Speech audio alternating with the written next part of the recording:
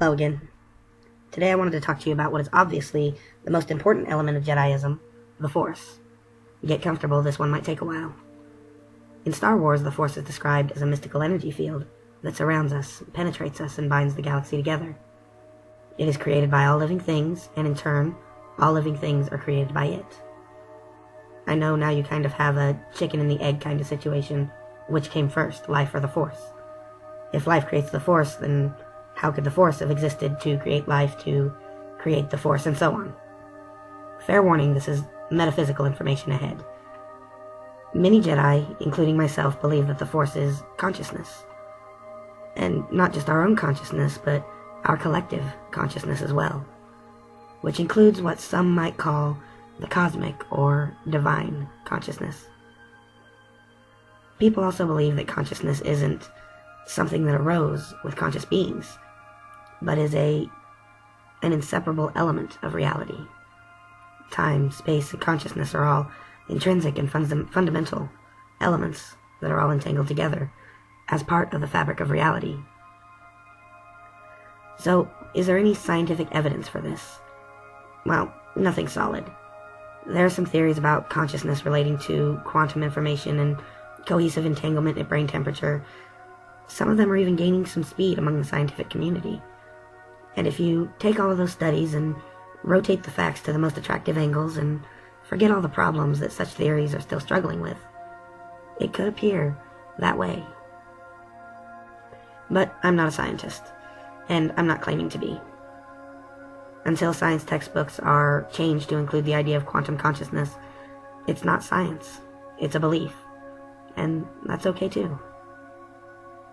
Science is happy enough to admit when it doesn't have all the answers, and even happier to admit when a century-old model turns out to be incorrect. That means that advancement is being made in our understanding. There may still be some things that science can never explain, and that's okay too. Sometimes we look for answers that science doesn't have, at least not yet. Sometimes we look for something deeper, and we look for something that feels right, even if science can't explain it.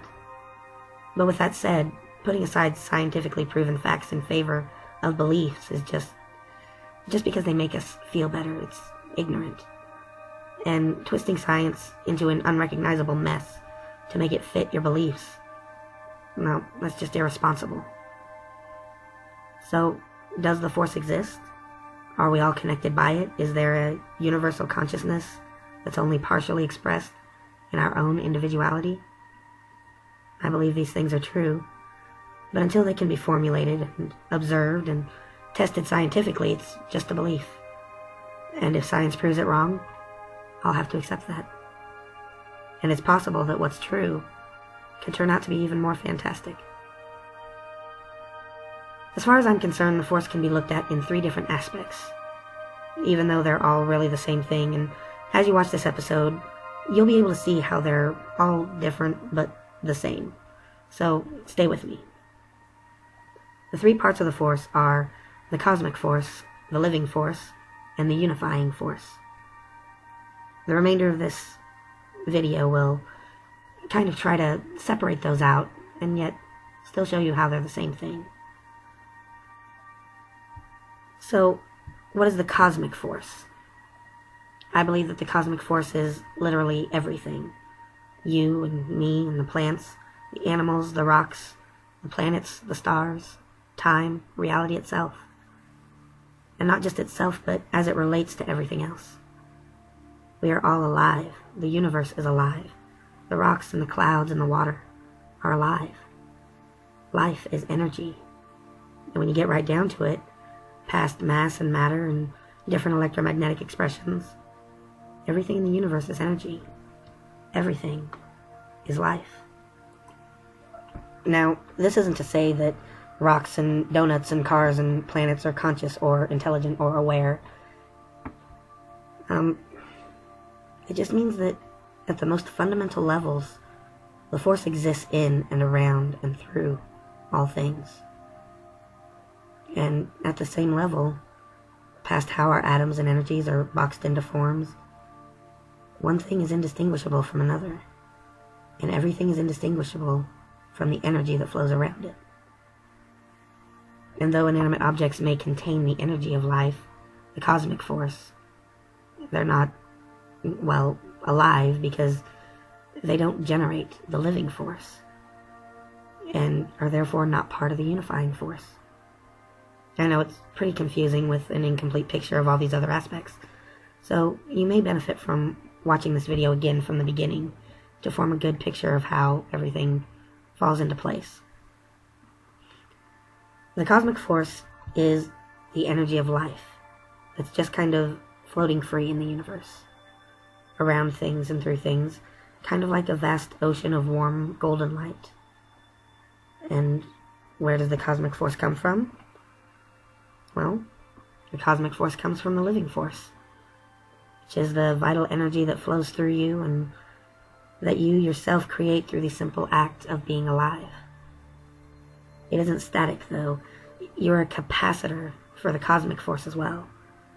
The cosmic force flows around you, into you, through you, then back out again, absorbing parts of the living force and leaving parts of the cosmic force in its place. This constant interaction between the personal living force and the universal cosmic force is what binds us all together. And with it, our own capacity, or force energy, grows. And the cosmic force all grows with the energy that you produce.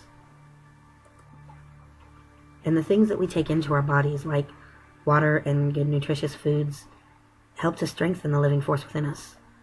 And the same goes for exercise, because the healthier you are, the better your body functions. And it's all of those natural processes, breathing and heart rhythm and metabolism, those are the things that nourish the living force. On the flip side, unhealthy diets and inactivity and substances like caffeine and alcohol, tobacco and drugs, they disrupt our natural systems and cause our bodies to function poorly, allowing the living force to stagnate within us. Our emotional state also impacts the living force, which is why it's important for Jedi to control their negative emotions, focus on positivity, practice meditation. And yes, there is a dark side of the Force, and it's a product of the living force. If we can imagine the Force as having its own consciousness, then the interaction between our own consciousness and its must have an influence. Selfishness and greed, anger, hate, they create a very negative energy, while charity and love and happiness, contentment, create positive energy. Have you ever just sensed empathically those vibes from people? I have a good feeling about you, or there's something off about that guy. That's because their negative or positive emotions, their negative and positive energy, is actively saturating the cosmic force around them. And look at the planet, all the greed, selfishness, the corruption, all of the hate and the anger and fear. The earth is drowning in the dark side right now. It can be fixed, of course, but only through our actions and interactions with each other. And we have to choose to admit the light over the darkness.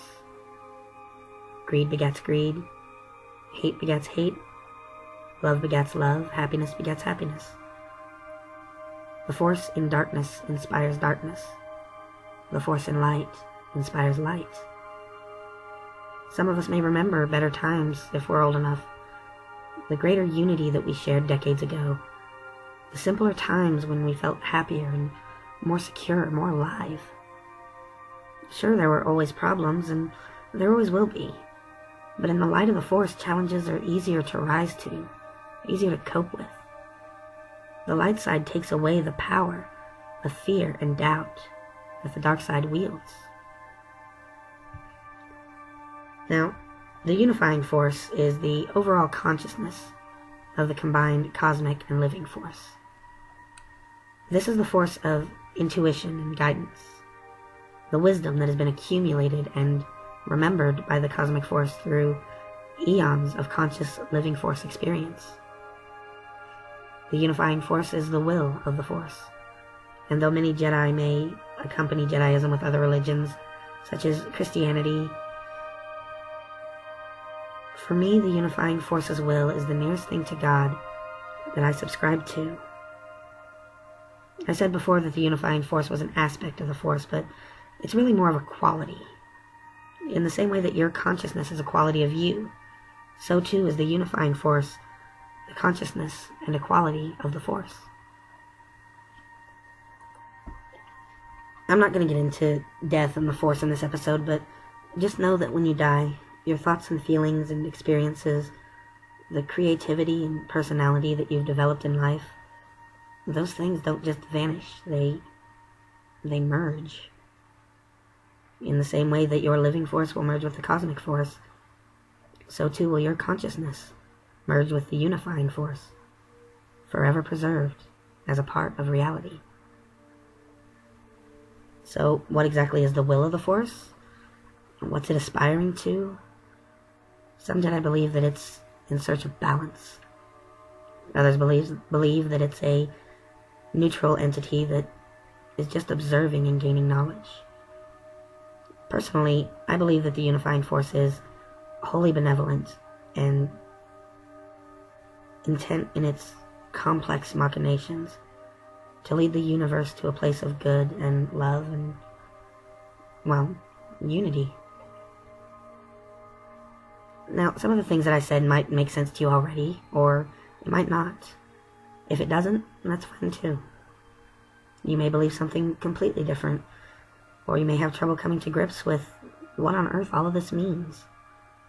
And if that's the case, then just meditate on this. You are a being of light, among countless other beings of light, immersed in a universe composed of the same light, everything and everybody. We are one in the Force. So, is all of this just woo? Yeah, it's totally woo. But that doesn't mean it's not true. It's a classical argument of philosophy against science. Even though science can't prove it, it can't really disprove it either. At least not yet. And that's not a justification for woo. It's just a truth. Until the Force can be observed and tested, it can't be a fact. But that doesn't mean that it's false either. Plus, just because something's woo doesn't mean that it can't have a substantial and positive impact on our emotional and psychological well-being, and on our collective mentality as a society. We'll talk more about the Force in future videos, such as how I use and develop and nurture the Force. And remember that this is just my own beliefs. I'm sure there are Jedi out there who would argue with me, passionately even, but this is what I believe. And you need to go out and decide what you believe. But for now, may the Force be with you.